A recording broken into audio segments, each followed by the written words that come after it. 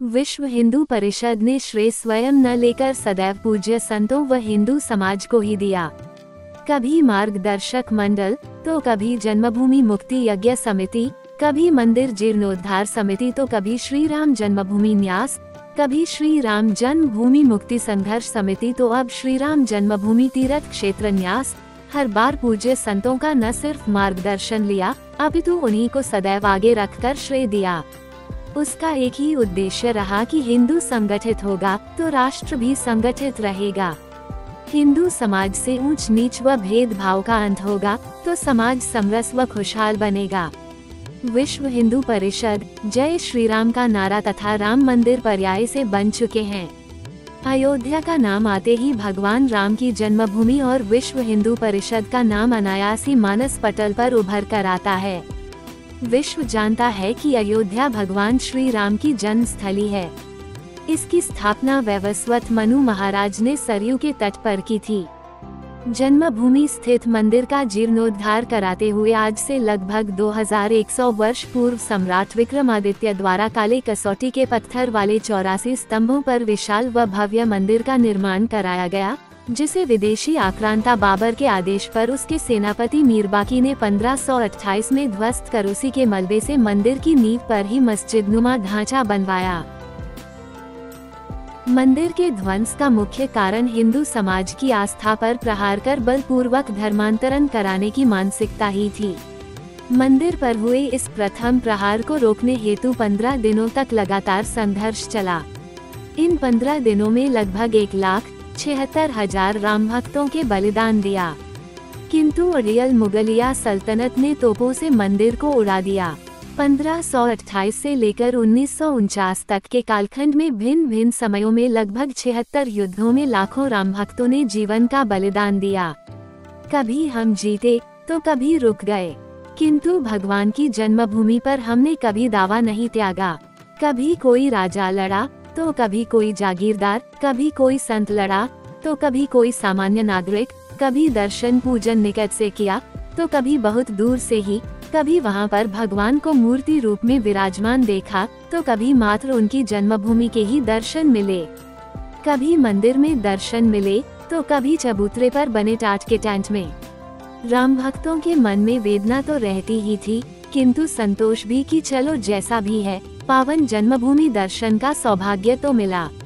भव्य मंदिर भी अवश्य ही बनेगा।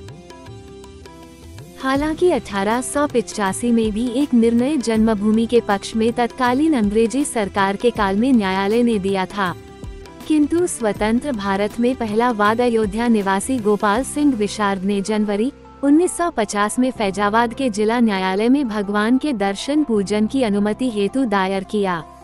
इसे उच्च न्यायालय ने भी पुष्ट कर दिया। दूसरा वाद रामानंद संप्रदाय के साधु परमहंस श्री रामचंद्र दास जी ने 5 दिसंबर 1950 को दायर किया, जिसे अगस्त 1990 में वापस ले लिया गया। तीसरा श्री पंचरामानंदी निर्मोही अखाड़े ने दिसंबर 1959 में तथा चौथा दिसंबर 1961 में सुन्नी सेंट्रल वक्फ बोर्ड के बाद और पंचम वाद भगवान श्री राम लला विराजमान व स्थान श्री राम जन्मभूमि द्वारा जुलाई 1989 में दायर किया गया।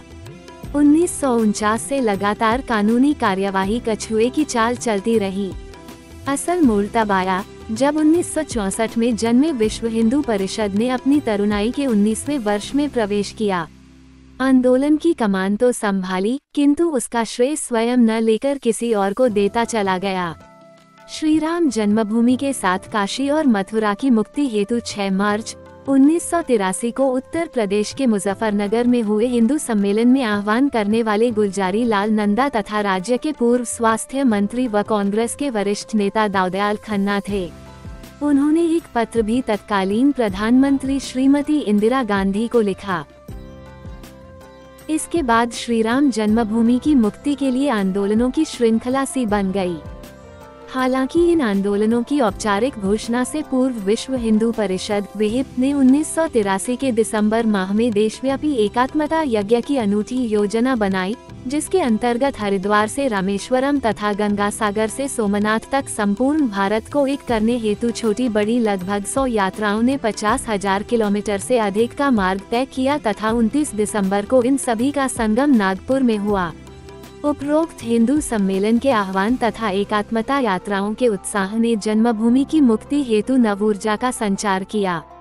परिणामत 21 जुलाई 1984 को अयोध्या के भगवताचार्य आश्रम में श्री राम जन्मभूमि मुक्ति यज्ञ समिति का गठन हुआ।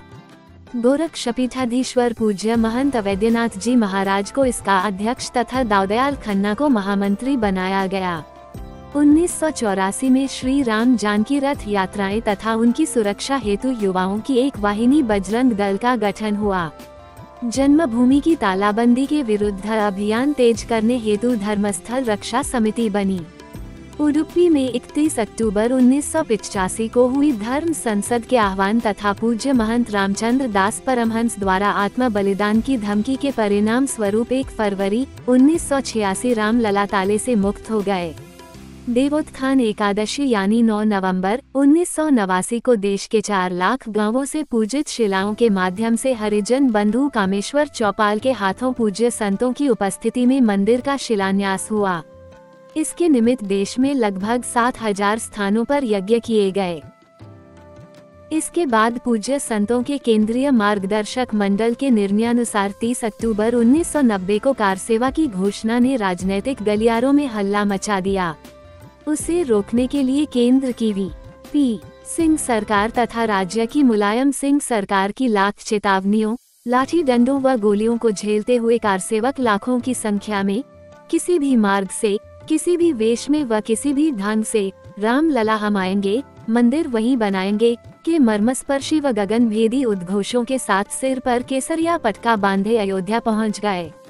दंभी शासक मुलायम सिंह ने कहा था कि परिंदा भी पर नहीं मार सकता। उत्साही राम भक्तों ने गुंबद पर भगवा भी पहरा दिया।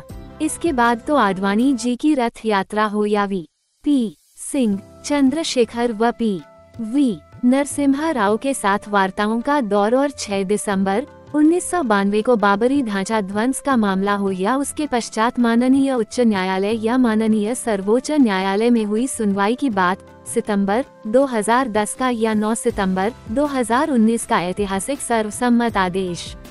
1983 से लेकर 2020 तक विहित की योजना, रचना, संचालन व संकट मोचक के रूप में इस आंदोलन में योगदान तो संपूर्ण विश्व ने प्रत्यक्ष देखा, किंतु उसने इस सब का श्रेय स्वयं न लेकर सदैव पूज्य संतों व हिंदू समाज को ही दिया।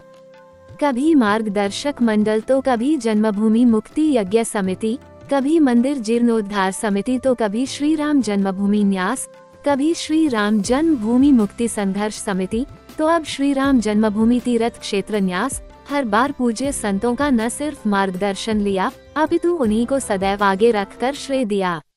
उसका एक ही उद्देश्य रहा कि हिंदू संगठित होगा तो राष्ट्र भी संगठित रहेगा। हिंदू समाज से ऊंच नीच व भेदभाव का अंत होगा तो समाज समरस व खुशहाल बनेगा।